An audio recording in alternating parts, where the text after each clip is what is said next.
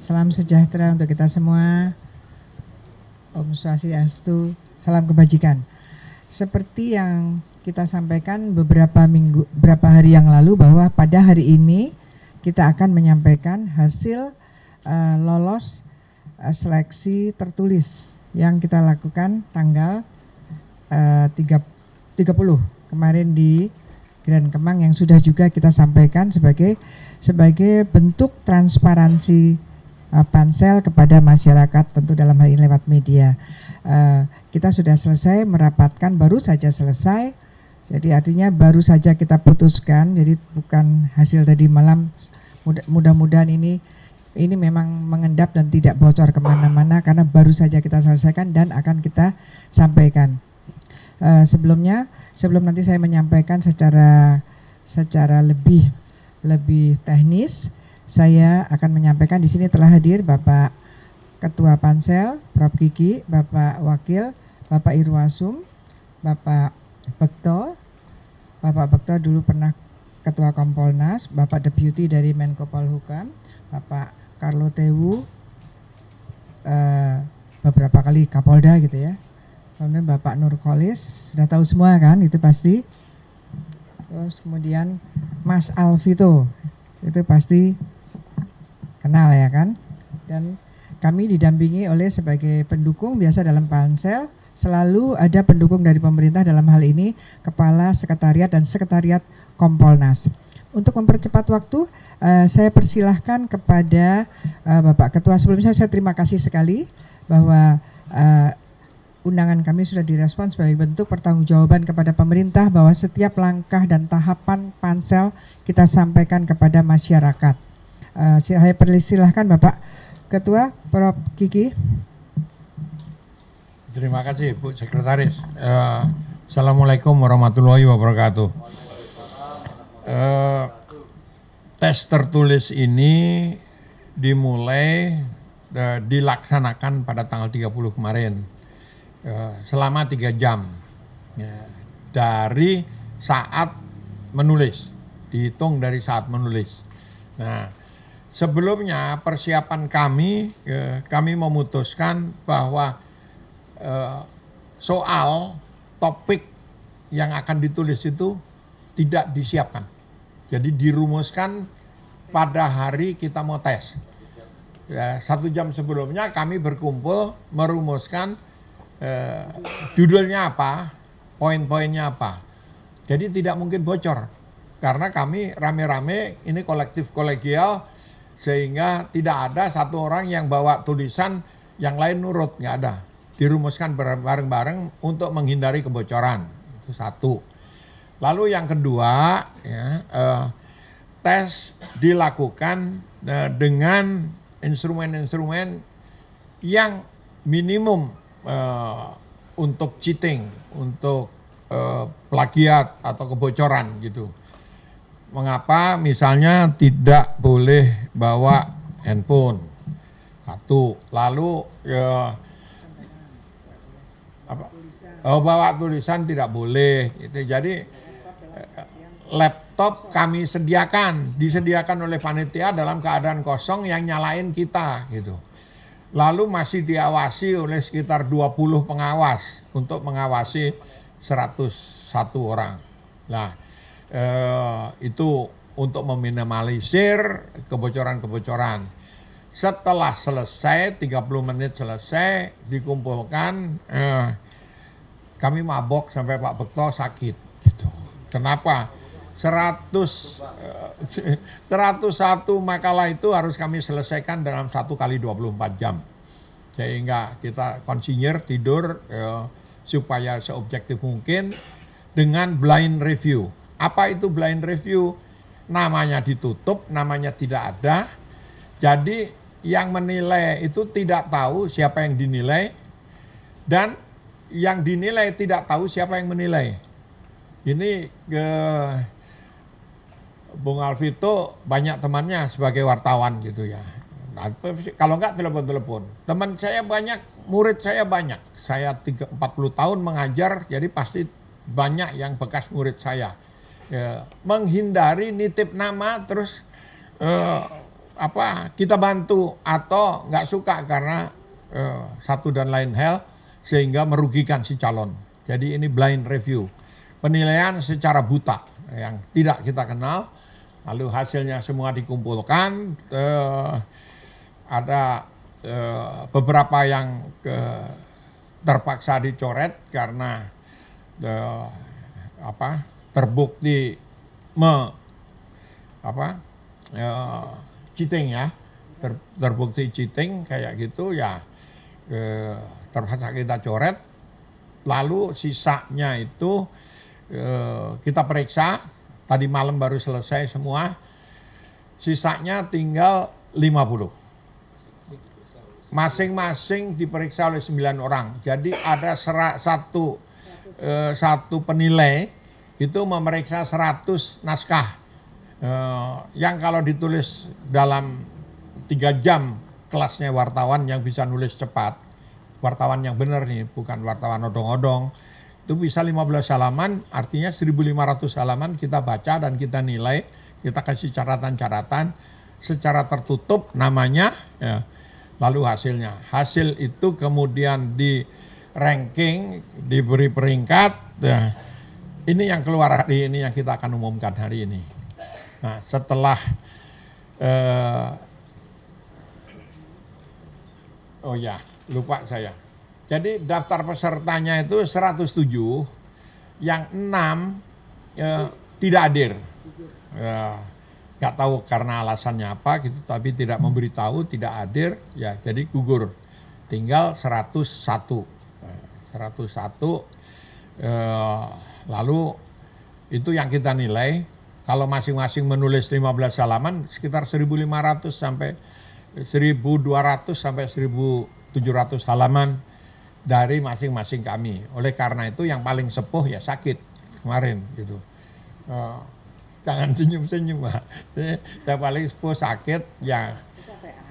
Kecapean maksudnya. Nah, kami yang muda-muda ini masih semangat dan saya yang paling semangat karena paling muda saya.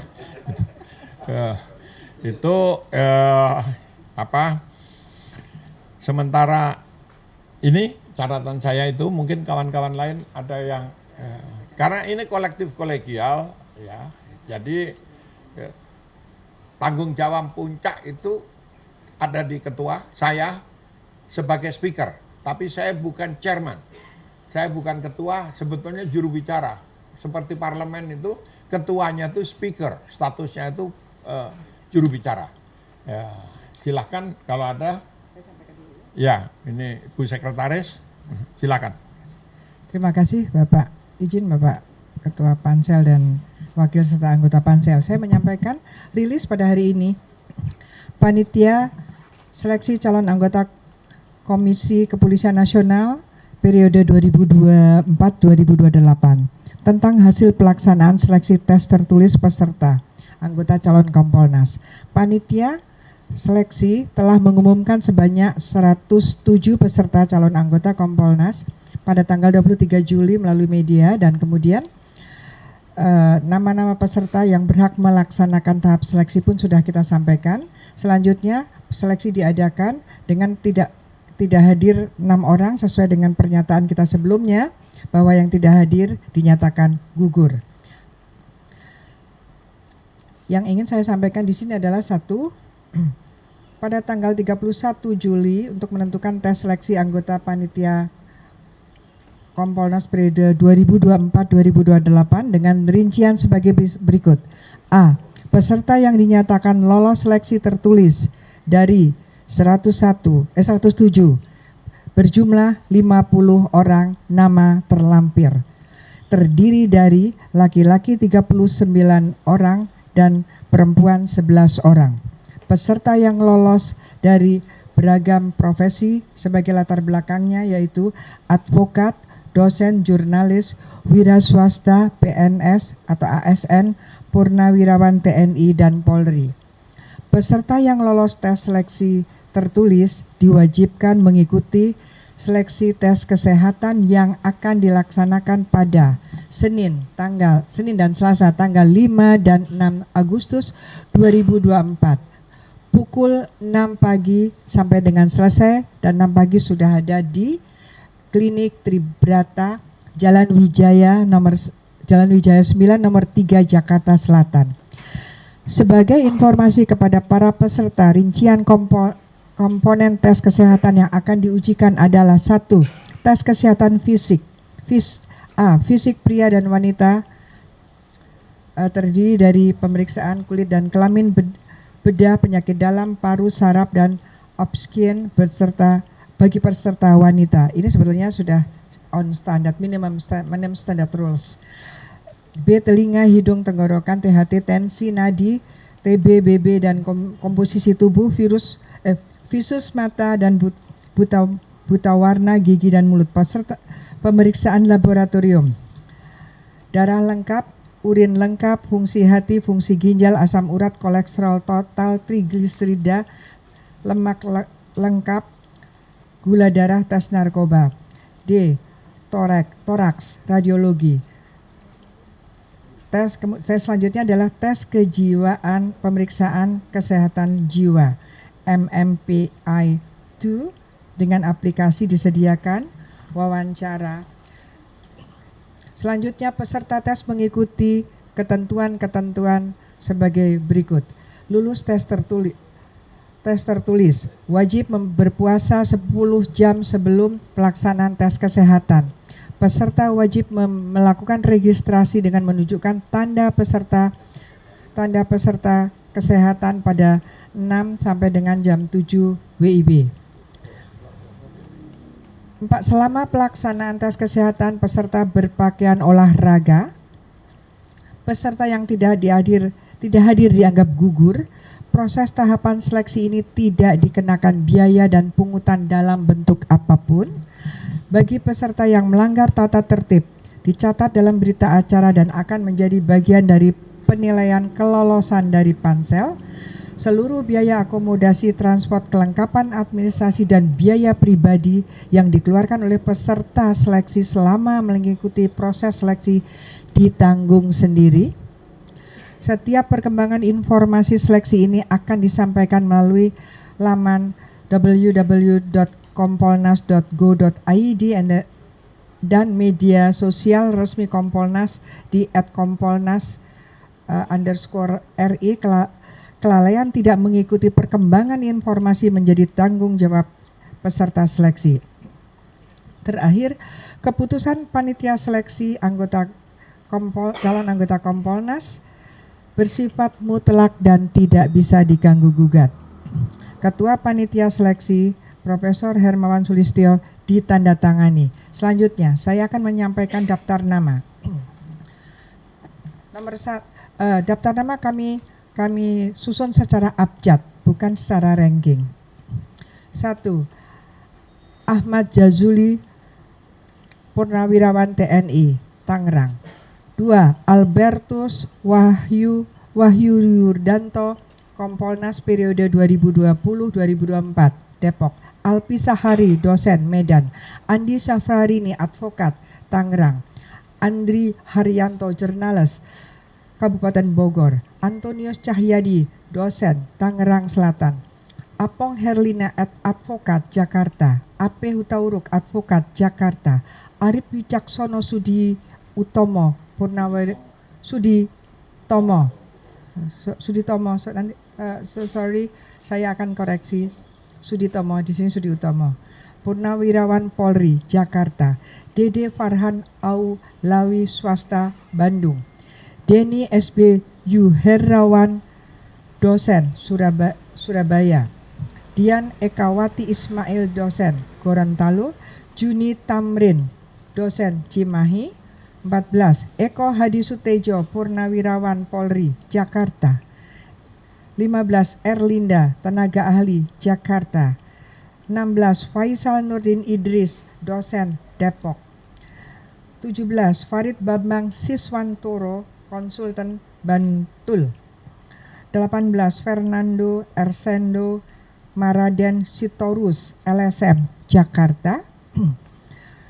19. Fitriana Sidikah Rahman, dosen, Bandung.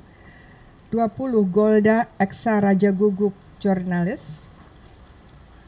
21 Gufron LSM Bekasi, aktivis maksud saya ya. 22 Ilham Wahyudi, dosen Pasuruan. 23 Ida Utari Purnamasari, Purnawirawan Polri, Jakarta. 24 Ijang Faisal, dosen Bandung. 25 Lince Epang, jurnalis Bogor.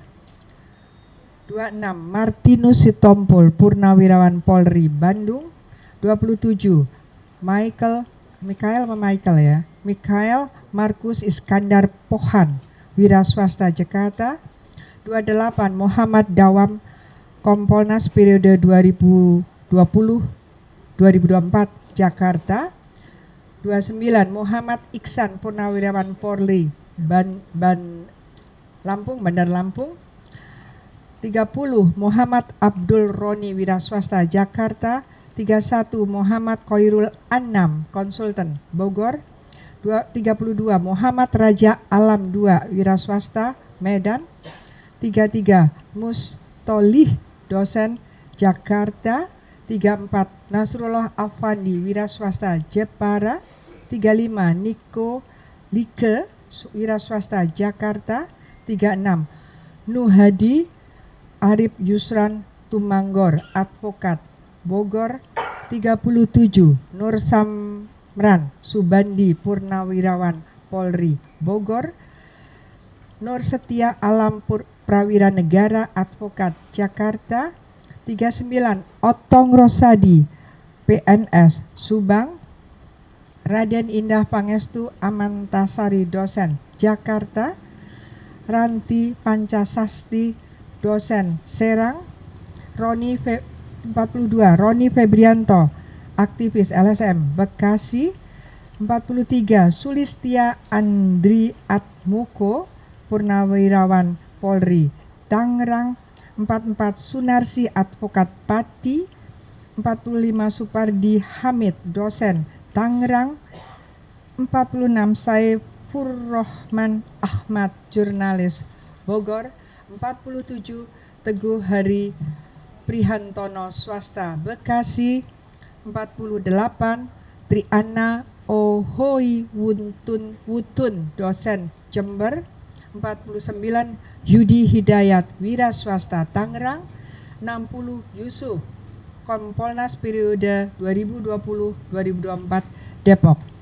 50 jumlah yang lolos ujian, lolos tes tertulis sudah kami sampaikan. Nanti kami langsung akan upload di laman kami dan website kami. Untuk demikian yang kita bisa sampaikan, Pansel bisa sampaikan antara berita acara pelaksanaan kemarin dan kemudian sampai dengan rapat penentuan yang lolos. Bagi para jurnalis yang hadir di sini, apabila ada pertanyaan kami persilahkan. Ya.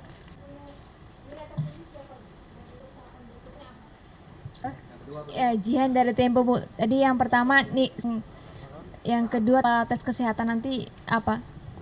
Yang biasa dilakukan semua pansel, maka kita atur secara abjad, maka kita tidak sampaikan siapa yang nilainya tertinggi. Tetapi kami mencari 50 itu adalah urutan dari nomor 1 sampai dengan 50. Karena semua itu adalah nanti akan ke tes kesehatan pada tanggal 5 dan 6. Kemudian setelah tes kesehatan adalah tes psikologi. Dari 50 itu nanti kalau ada yang sudah lolos,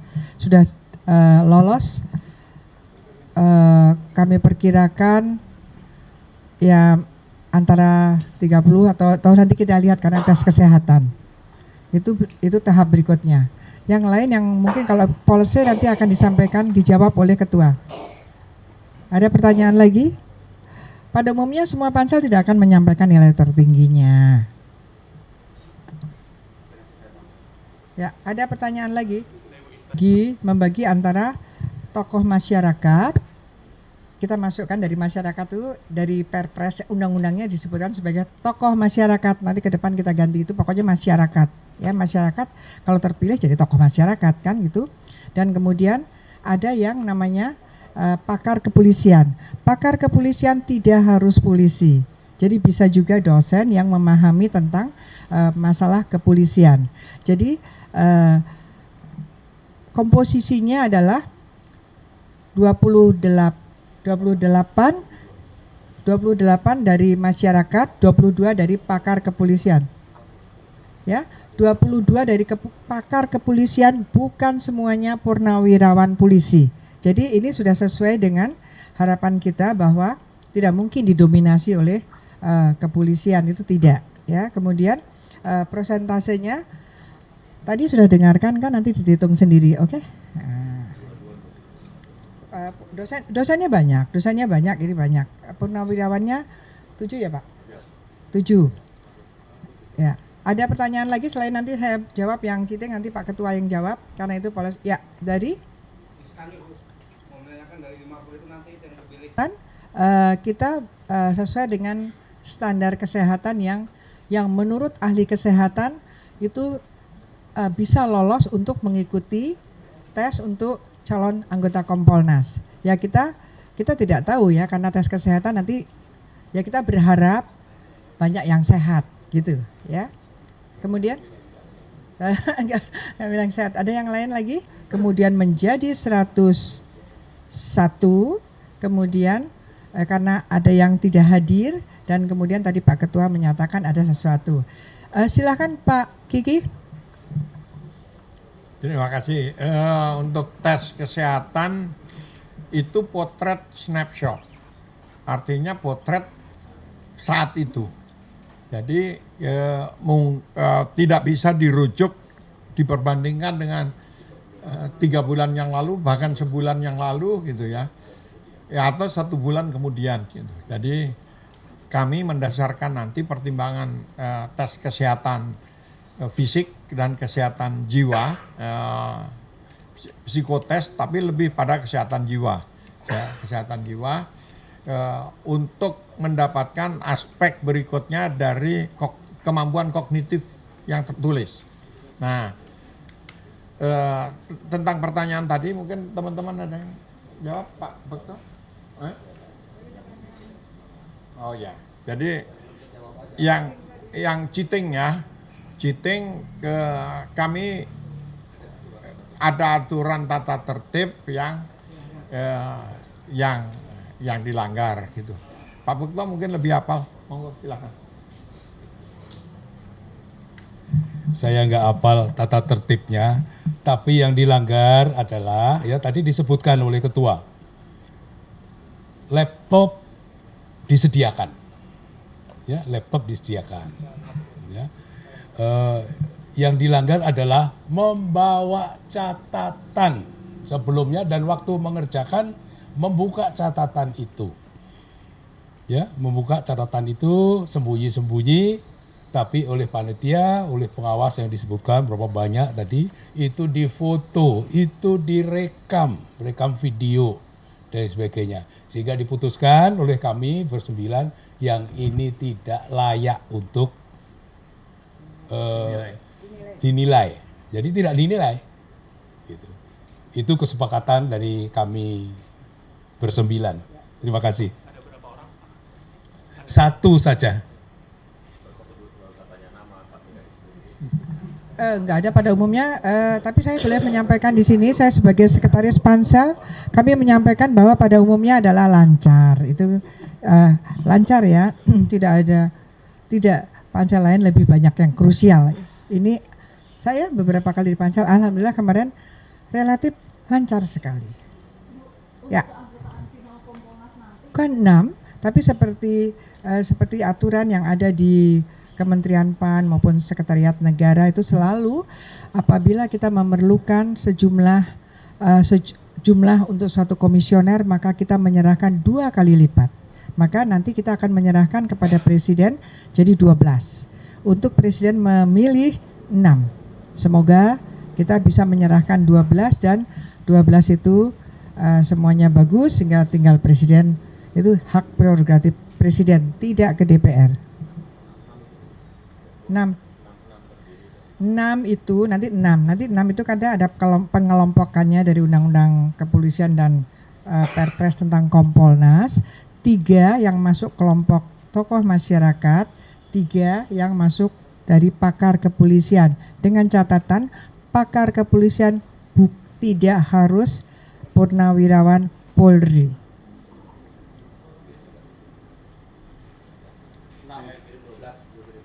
Jadi ini kategorisasi yang untuk memudahkan kita sesuai dengan undang-undang, aturan terkait.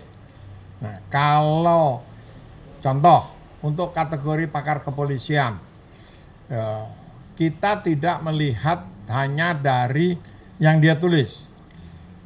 Kadang orang menulis artikel satu kali di media massa tentang kepolisian, lalu dia menyebut pakar kepolisian. Nah, itu kami tidak masukkan ke sana, tapi patokannya formal, yuridis, legalistik. Kalau di SKCK dia tercantum sebagai pengusaha, kita cantumin wira swasta atau pengusaha. Jadi bukan tidak self-defined status, bukan status yang didefinisikan sendiri oleh orang itu, atau kami definisikan terlepas dari orang itu, tidak. Pertimbangan kita adalah yang termasuk kelompok mana. Karena apa? Karena orang Indonesia itu tidak pakai satu topi. Saya misalnya, saya bisa mengklaim dosen, saya bisa mengklaim sebagai penulis, saya bisa mengklaim. Nah, mana yang kita pilih nggak bisa kita cantumkan semuanya. Kita pilih yang per definisi secara formal diakui, yaitu SKCK atau KTP atau bukti identitas yang lain. Itu tambahan saya. Baik ya, sudah selesai semua. Terima kasih atas kehadirannya. Semoga nanti silahkan sekaligus kami mengundang untuk transparansi tanggal 5 Agustus di Tribrata Jalan Wijaya 9. Dimulai dari pukul 6 pagi mereka sudah datang. Dan 2 hari, tanggal 5 dan tanggal 6. Demikian, terima kasih atas Pansel. Catatan terakhir, itu kita tracing background dari setiap orang, setiap calon. Profiling, misalnya yang dari Papua, dari Sulawesi Utara, kan saya nggak ada orang kenal di sana gitu, kecuali Pak Karnotewu, saya kenal. Yang lain kan saya nggak kenal. Nah, Jakarta juga Pak, Jakarta juga. Oh, Jakarta juga gitu, saya tinggal di kampung, di Kampung Kumuh, di Jakarta. Kalau Nurholis ini tinggal di Menteng ya, jadi lebih gampang dia kenali teman-temannya itu. Ujung Menteng. Tolong kasih kami masukan. Oh, orang ini orangnya begini, buktinya ini, kasih bukti, jangan fitnah. Fitnah itu lebih buruk daripada tidak memfitnah. Terima kasih. Pemwawancara. Wabarakatuh. Selamat sore.